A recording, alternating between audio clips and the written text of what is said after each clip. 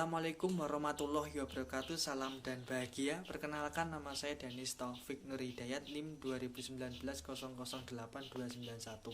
Saya berasal dari kelas 4A8 manajemen. Di sini saya akan membahas tentang video bagaimana kondisi sebuah perusahaan itu memilih untuk membuat produknya sendiri, dan juga dalam kondisi seperti apa sebuah perusahaan itu dapat membeli sebuah produk dari kompetitornya.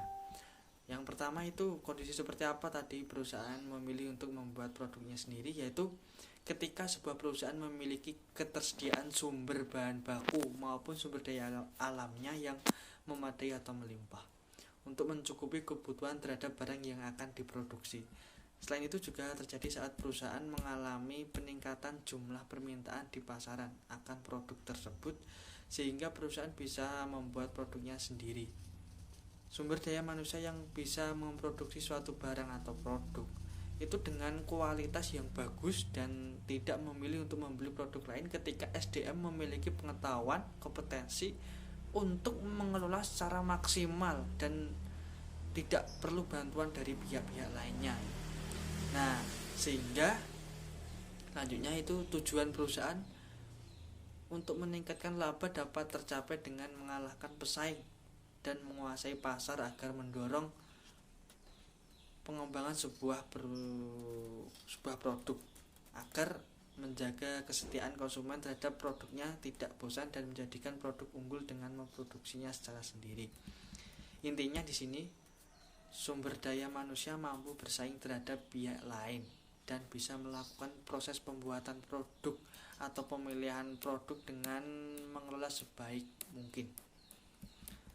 Salah satu faktor terjadinya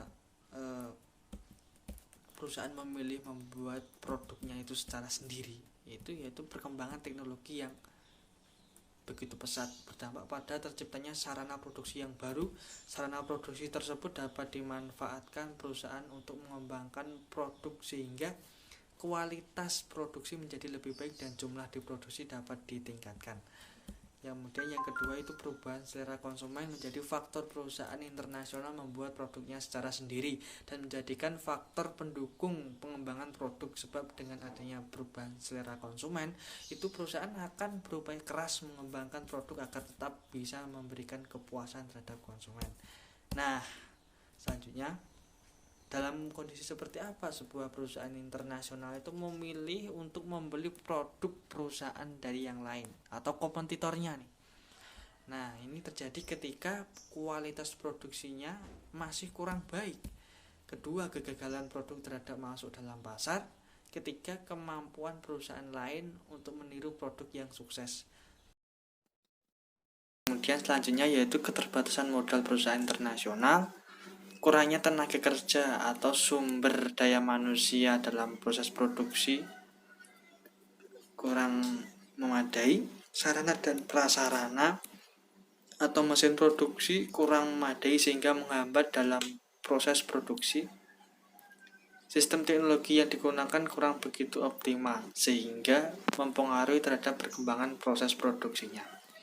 Mungkin itu yang bisa saya sampaikan. Ada kurang lebihnya saya mohon maaf. Sekian dari saya. Semoga video ini bermanfaat. Terima kasih. Wassalamualaikum warahmatullahi wabarakatuh.